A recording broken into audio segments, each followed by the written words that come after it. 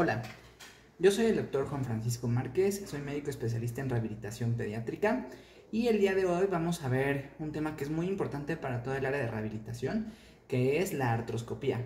Vamos a hablar un poquito acerca de conceptos de endoscopía, que es el término más general, y posteriormente artroscopía en el ámbito de la rehabilitación. Sean todos y todas bienvenidos.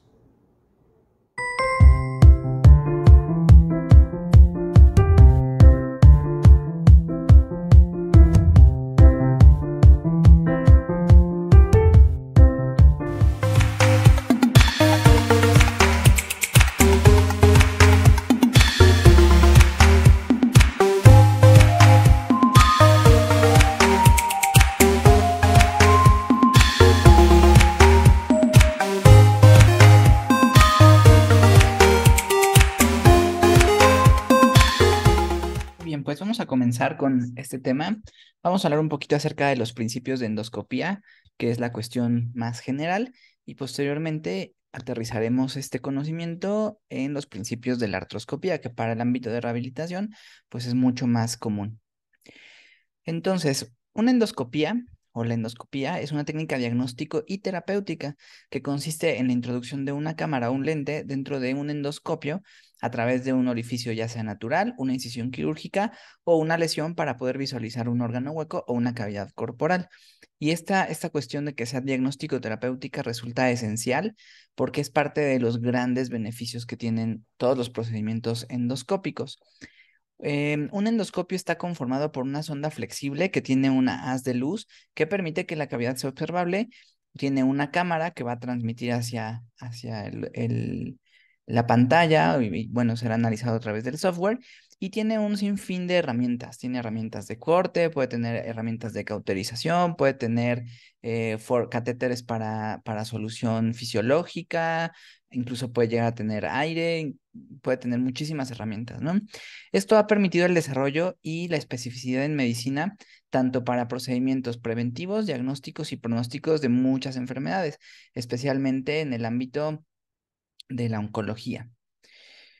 Ahora tenemos dos tipos esenciales de endoscopía. La endoscopía flexible, que pues, como su nombre lo dice, nos va a permitir mucho mayor margen de movimiento, y el fibroscopio, que en esencia ambos son lo mismo, pero el fibroscopio suele ser rígido. Entonces esto, por ejemplo, lo utilizan los audiofoniatras cuando quieren observar cavidad faringe o cuerdas vocales, ¿no? Entonces, al ser un espacio más corto, pues se puede llegar a utilizar un endoscopio, un fibroscopio rígido.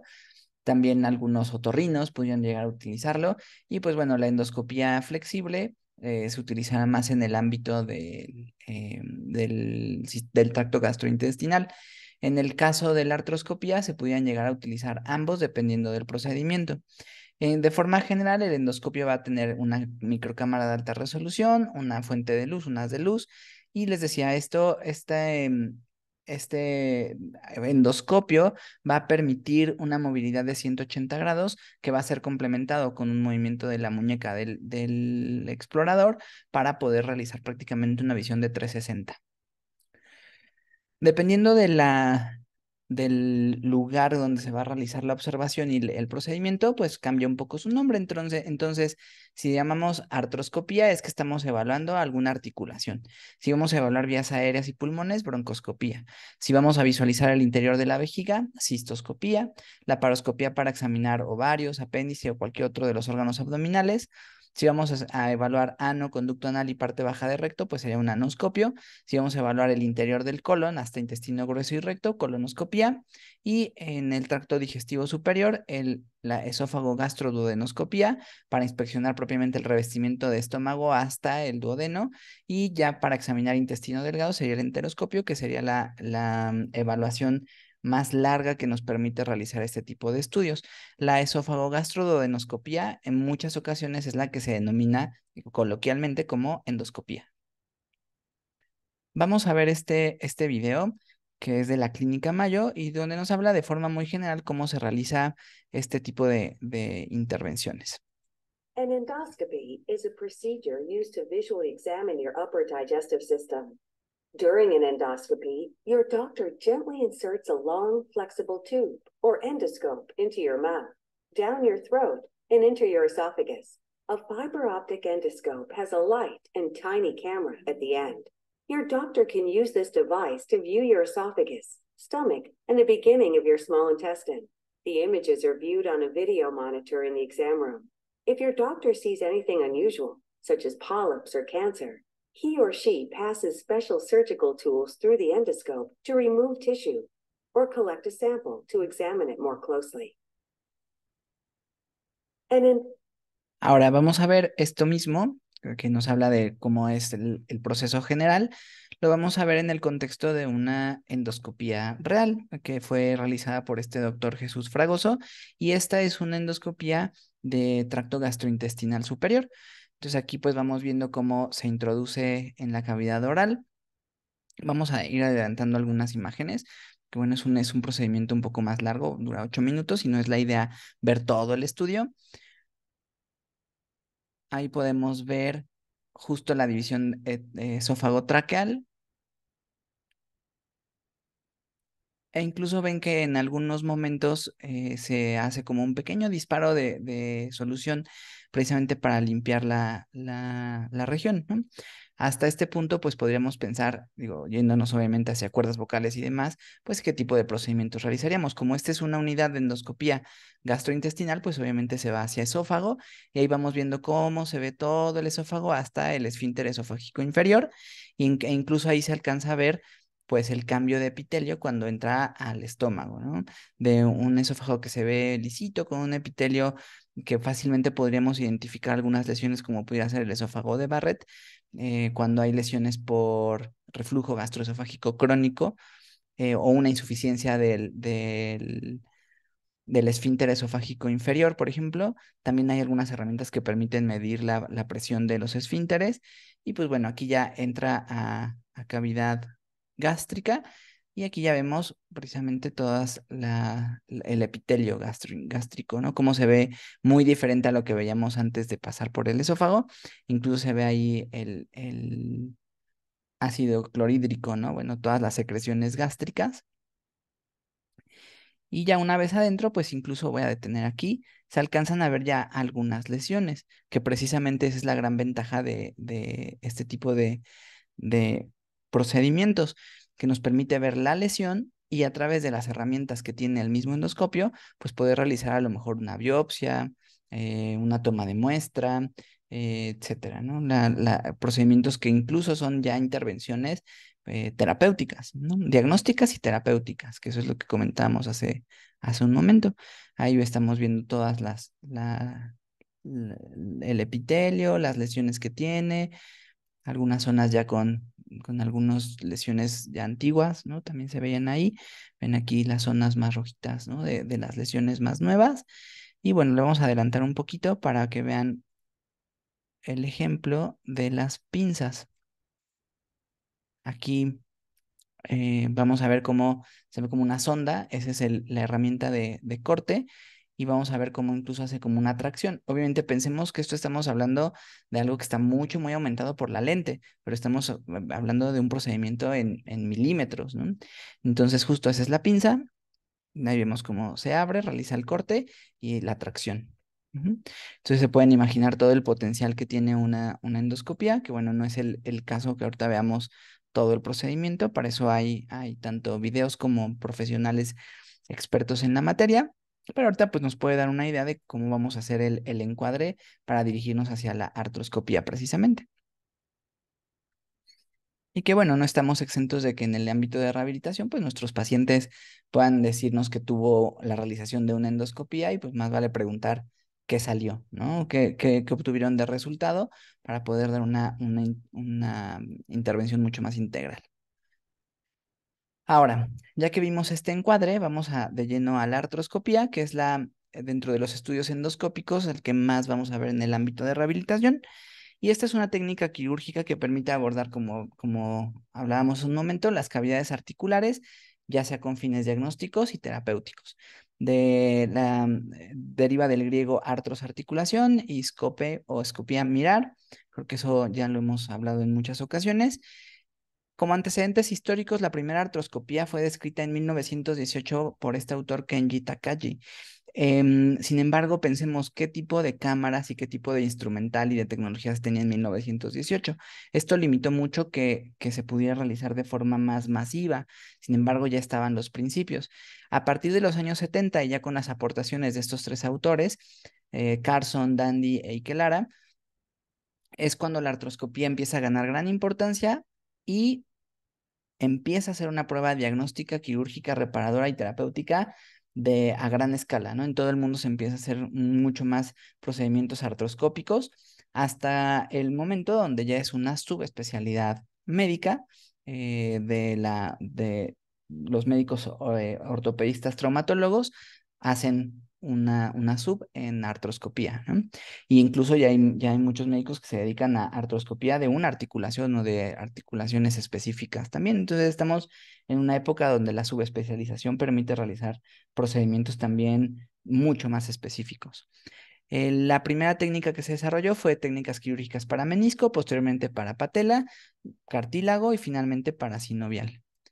Este sería el ejemplo de las vainas que se utilizan para poder fijar. Lo vamos a ver en un ejemplo más, en un video más adelante, cómo esto tiene una especie de bisel que permite esta movilidad.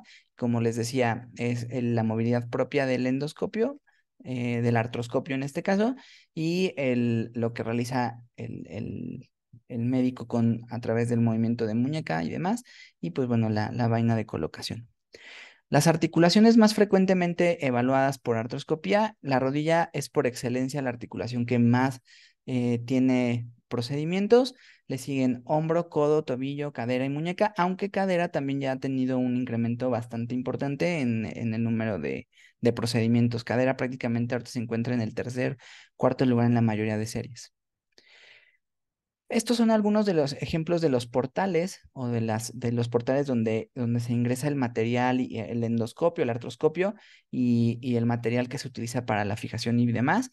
Entonces aquí pues les pongo el ejemplo de una articulación del codo, de un hombro y de una patela y de cómo se hace la selección de los portales. En un momento más vamos a ver algunos de los portales más importantes y esto resulta importante que lo conozcamos y de hecho no vamos a revisar todos los portales, pero sí al menos que pudieran tener la captura de lo que les pongo en el video, porque el paciente muchas veces no va a saber qué fue lo que le hicieron. Ya sabemos que culturalmente muchos pacientes solo saben que lo operaron, ¿no? Pero no sabemos ni qué le hicieron ni demás. Entonces, el que nosotros veamos las cicatrices de los portales nos puede dar una orientación de hacia dónde entraron el ortopedista, en este caso, el traumatólogo ortopedista, y más o menos tener una idea de qué estructuras fueron las que se estuvieron evaluando o manipulando. Entonces, esto sería como en general, les repito, en codo, aquí vemos 3 portales, en hombro 4 portales y en rodilla 2 portales. Estas son las posiciones quirúrgicas más utilizadas en estas articulaciones. Entonces, bueno, aquí pues como ven depende mucho de cada una de la articulación y también de cuál es el acceso que quieren tener, en este caso pues el especialista en artroscopía. Aquí vienen incluso las ventajas y desventajas de cada uno y el acceso a la región que va a evaluar, ¿no? Entonces, por ejemplo, en rodilla el paciente está en decúbito supino, se hace distracción o dorsiflexión del tobillo y esto permite el acceso a la región anterior, por ejemplo. Esto normalmente cuando tenemos un médico que nos hace una referencia, es muy conveniente que nos lo coloquen, que nos coloque el resumen quirúrgico, posquirúrgico, para que nosotros también podamos tener una idea de cuál va a ser nuestro plan de rehabilitación.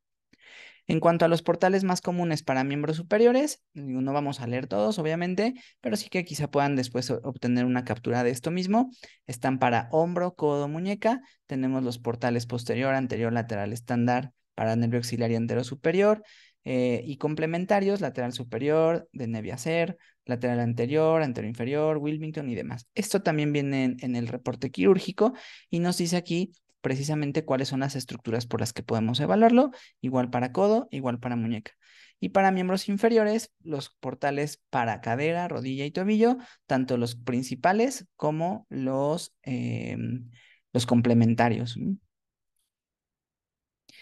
Ahora, las afecciones que frecuentemente y de forma general podemos evaluar mediante artroscopía y tratar mediante artroscopía es poder obtener fragmentos de huesos sueltos, sobre todo en aquellas fracturas que pudieran ser conminutas y que tú tienes varios fragmentos que no pudieron obtenerse por otra vía. Cartílago dañado o roto, y aquí el cartílago por excelencia, pues es los meniscos, ¿no? Los ligamentos, aquí vienen los ligamentos rotos. Entonces, si decíamos que precisamente rodilla es la que más evaluaciones tiene, pues podemos pensar en meniscos y ligamento cruzado anterior, por ejemplo, ¿no? O colaterales. También para poder evaluar y modificar los revestimientos de las articulaciones cuando se encuentran inflamadas y el manejo de cicatrices articulares. Algunas de las indicaciones más comunes de artroscopía, bien igual aquí de la misma fuente, se las vamos a poner en las notas del video.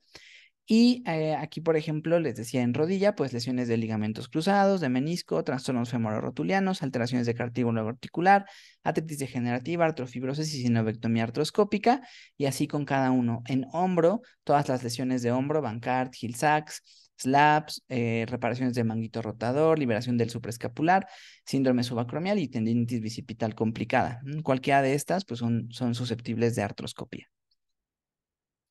La artroscopía es un procedimiento bastante sencillo, eh, bastante sencillo en cuanto a las complicaciones.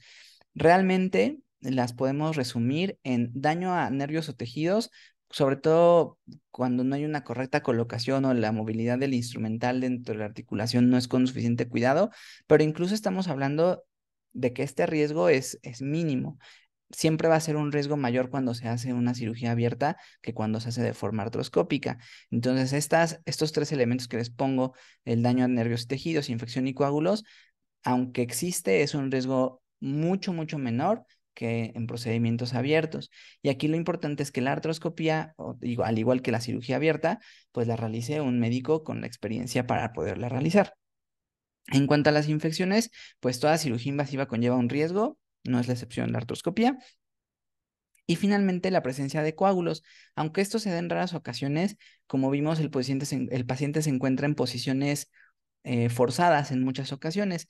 Si la artroscopía ha durado mucho tiempo, pues esta posición puede llegar a favorecer la formación de coágulos. Complicaciones específicas, bueno, tromboflebitis, infección, parecia por manguito neumático, algunas hernias y fístulas sinoviales, rotura de instrumental cuando no se lleva un control periódico del mismo, lesiones de estructuras intraarticulares, meniscales o ligamentos y hemartrosis, ¿no? Y aquí pues obviamente viene la forma de prevenir de alguna manera dichas complicaciones. En cuanto a preparaciones generales, la preparación exacta siempre la debe de dar el cirujano, el ortopedista. Hay que ser muy cuidadosos con qué le decimos o con qué le recomendamos al paciente y más bien hacer mucho énfasis en que lleve al pie de la letra las recomendaciones que le da el médico que lo va a operar, que no ande preguntando por todas partes el paciente. Evitar ciertos medicamentos, especialmente algunos suplementos medicamentos y suplementos que pueden aumentar el riesgo de sangrado. El ayuno en general piden un ayuno de 8 horas, sin embargo aquí pues dependerá del anestesiólogo el tipo de anestesia que se va a poner, que vamos a platicar un momento más. Hay que recomendarle que el paciente organice bien sus traslados tanto a la cirugía, tanto a las consultas y a las terapias, ya que muchos pacientes no lo contemplan y pues si es una cirugía de rodilla, muchas veces no puede manejar. Entonces no es tan raro que el paciente después tenga complicaciones para poder obtener a alguien que lo pueda acompañar, ¿no? Entonces la organización es importante y normalmente tanto para el pre como el postquirúrgico y para las terapias y consultas, vestir prendas sueltas para mayor comodidad y para poder realizar los procedimientos tanto analgésicos, de movilidad, masaje, utilización de equipo, ultrasonido, corrientes y todo lo demás de forma mucho más accesible. Les decía del tipo de anestesia, hay tres tipos de anestesia que se puede realizar. Esto lo decide obviamente el anestesiólogo junto con el cirujano. La anestesia local, cuando solamente se utiliza el anestésico debajo de la piel para un área limitada. En este caso el paciente siempre está despierto. La anestesia regional, que es la forma más común a través de de la punción a nivel lumbar y que esto va a causar una disminución de la sensibilidad en una región específica. Y la anestesia general, que bueno, como su nombre lo dice, es donde el paciente está dormido y normalmente va a ser una mezcla entre intravenoso con, puede ser inhalado, y bueno, ahí el anestesiólogo es el experto en elegir qué es lo que se va a hacer de anestesia. En cuanto a cuidados posteriores, medicamentos, analgésicos, antiinflamatorios, como veíamos hace un momento en las complicaciones, antibióticos, la técnica Price, ¿no? Que es la técnica general para el manejo de la inflamación y de procesos inflamatorios generales. Aquí no es una cuestión de falta de actualización. Recordemos que ya incluso hay una mnemotecnia que le denominan Peace and Love, ¿no? Que incluye también algunas cuestiones como optimismo y demás. Price es una de las primeras que hubo. Hay una que es de hecho posterior, que es Police. ¿Por qué la dejamos aquí como técnica Price? Precisamente porque necesitamos hacer una modificación. Esta técnica es la más conocida, digamos que a nivel mundial. Sin embargo, bueno, esta técnica es protección, reposo, protection, rest, ice, ¿no? Que sería aquí termoterapia, puede ser frío o calor, compresión y elevación. ¿Por qué les dejo esto y por qué vamos a hacer aquí como mucho énfasis en esta R? Porque ya en la actualidad se ha dejado de utilizar el reposo precisamente por esta cuestión de solo el tiempo estrictamente necesario, y en la actualidad se prefiere la mnemotecnia que incluye una O y una L, o sea, police. OL es carga óptima, es optimal load. Y esto hace una gran diferencia, sobre todo cuando hablamos del proceso de rehabilitación, porque esta OL, el que cambiamos a la mnemotecnia POLIS, te dice que tú en cuanto puedas tienes que empezar a hacer una carga siempre y cuando sea óptima. Y esto nos va a llevar al ejercicio terapéutico. Entonces, así como antes se utilizaba el reposo como una cuestión definitiva, ¿no? Y el paciente tiene que estar en reposo absoluto. Aquí, digamos que el equipo quirúrgico junto con el equipo de rehabilitación podemos definir cuál es esta carga óptima, esta optimal load, para empezarlo lo antes posible. Incluso hay pacientes que por artroscopía pueden empezar movilización al día siguiente de la cirugía, a horas de la cirugía. Entonces, esta carga óptima resulta esencial y por eso hacemos esta especificación de este cambio de la mnemotecnia Price a Police, y ya la que les digo que actualmente está muy, muy de moda, que está de Peace and Love. Sin embargo, en la mayor parte del mundo se sigue siendo como muy válida la mnemotecnia Police. Ahora, específicamente hablando de la artroscopía de rodilla, vamos a ver un video donde nos platican acerca de esta intervención. Hola, soy Diego García Germán. Este es un vídeo sobre una exploración artroscópica de rodilla en tiempo real, donde vamos a ver tanto las imágenes que se obtienen de la cámara artroscópica como también las imágenes de la cirugía desde fuera. Lo primero que hacemos es realizar los portales anteriores y introducimos nuestro artroscopio y seguidamente introducimos la cámara con el sistema óptico y la fuente de luz. Lo primero que vamos a ver es la escotadura intercondilia, el centro de la rodilla donde se alojan los ligamentos cruzados, y como vemos se aprecia claramente el ligamento cruzado anterior con una tensión adecuada, levemente laxo en flexión, y como vemos sin ninguna lesión ni ninguna alteración importante. Podemos comprobar, como ya digo, la tensión y la morfología del ligamento, sus inserciones, etcétera.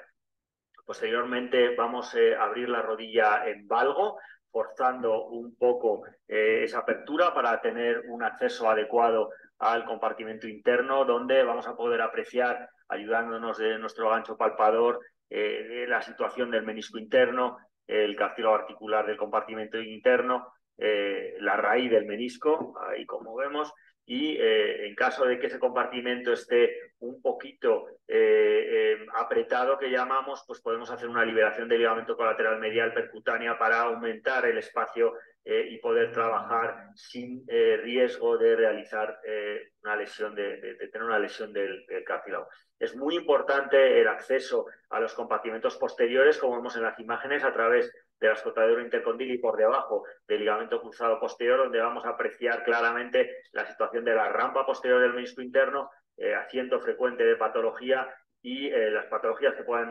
ocurrir en el compartimento posteromedial.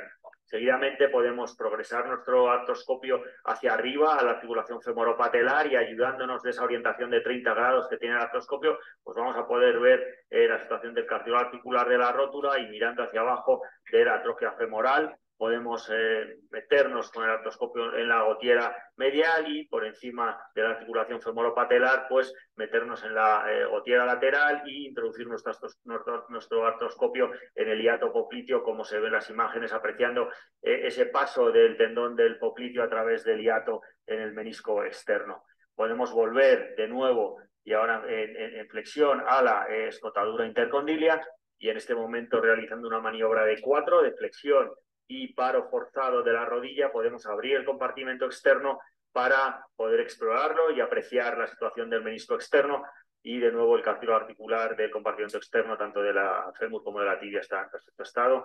También podemos ver desde dentro el hiato popliteo, ese orificio que deja el menisco externo para que pase el tendón del popliteo, la situación de los ligamentos meniscopopliteos tan importantes en la patología del menisco hipermóvil, y también vamos a poder apreciar la tensión del ligamento cruzado anterior y esa morfología, esa compleja anatomía acintada con esas inserciones longitudinales tanto en el fémur como en la tibia, y ahí vemos cómo está una mayor tensión.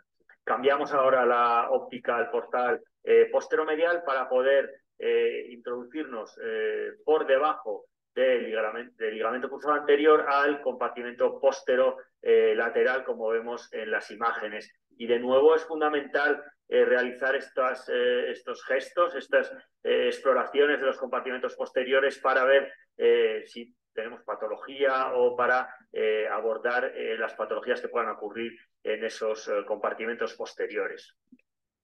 Con esto volvemos a la escotadura intercondilia, donde volvemos a apreciar el ligamento cruzado anterior, y con esto hemos terminado una exploración completa de la rodilla y espero que les haya gustado el vídeo.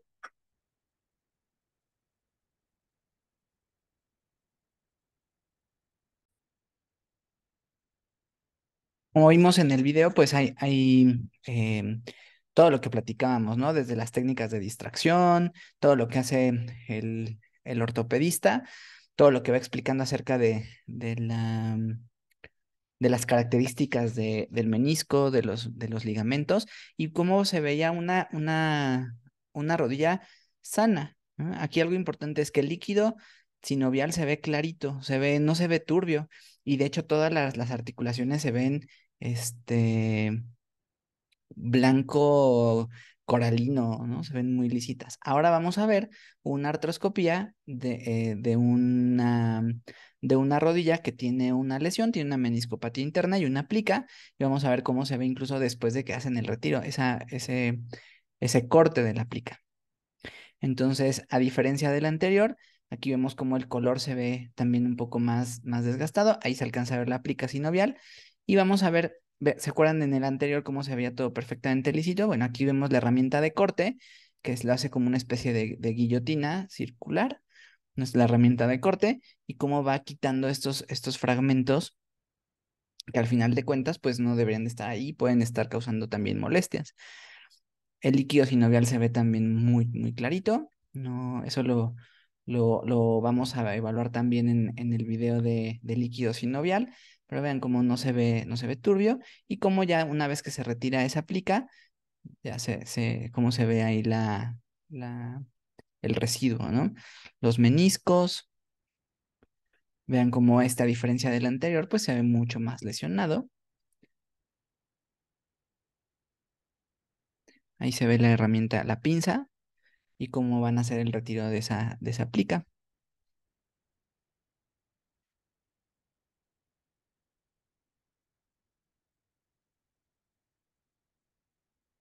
Entonces, precisamente por eso, ponemos los dos videos, ¿no? Uno de un estudio totalmente sano, de una artroscopía normal y de una artroscopía donde vemos un procedimiento de un menisco dañado y de una plica hipertrófica y que se hace el retiro del mismo para poder dejar una rodilla funcional y sobre todo sin dolor. Ahí volvemos la, la pinza, la herramienta de corte y pinza. Y nuevamente, pues aquí estamos hablando de cuestiones microscópicas, ¿no? Bueno, perdón, milímetros más que microscópicas.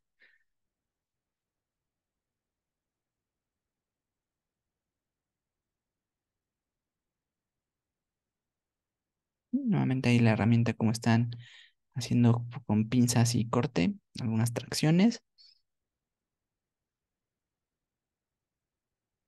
Y cómo queda al final esa plica. Bueno, ¿dónde estaba la plica? Ujú. Y aquí pues obviamente características normales. Muy bien, pues con eso terminaríamos este tema. Como ven, es una herramienta clínica, diagnóstica y terapéutica que ha abierto el paso para todo un proceso de rehabilitación mucho más complejo, mucho más rápido y mucho más benéfico para nuestros pacientes, sobre todo para aquellos de ámbito deportivo o que tienen algunas comorbilidades que impiden realizar procedimientos abiertos.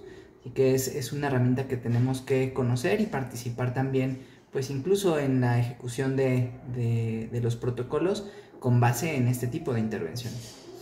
Que tengan un excelente día.